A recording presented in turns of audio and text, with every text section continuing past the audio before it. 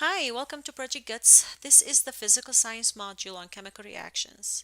This module covers a good number of concepts in chemistry. However, it is a flexible model and you can discuss the chemistry concepts behind it in as much detail as you want depending on what you have already covered in class. You can begin with a discussion of the physical and chemical properties of matter and how it is demonstrated in the model.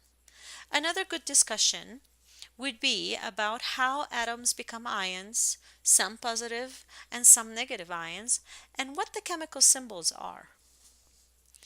In this model, we cover ionic compounds, their solubility in water, and how they dissociate into positive and negative ions.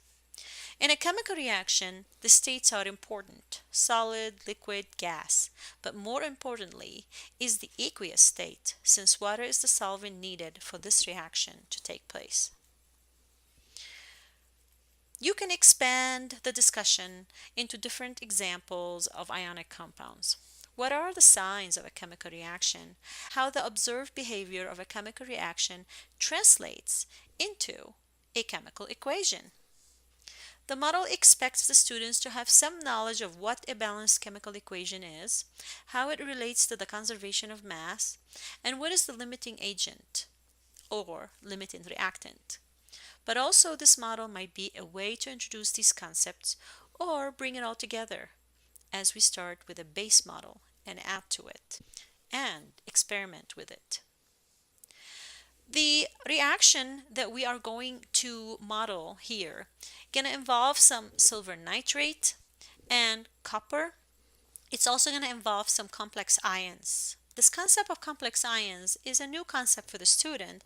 However, no prior knowledge is needed, as one of the lessons in this module will guide them through it.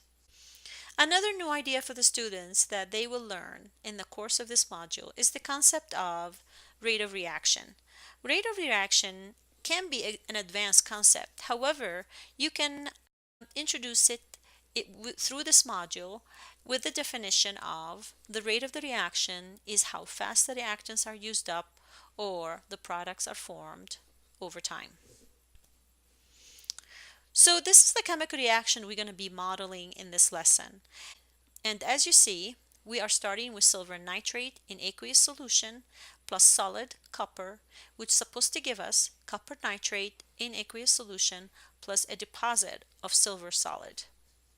We will review and learn some chemistry concepts while also learning more about computer modeling and simulations. Stay tuned.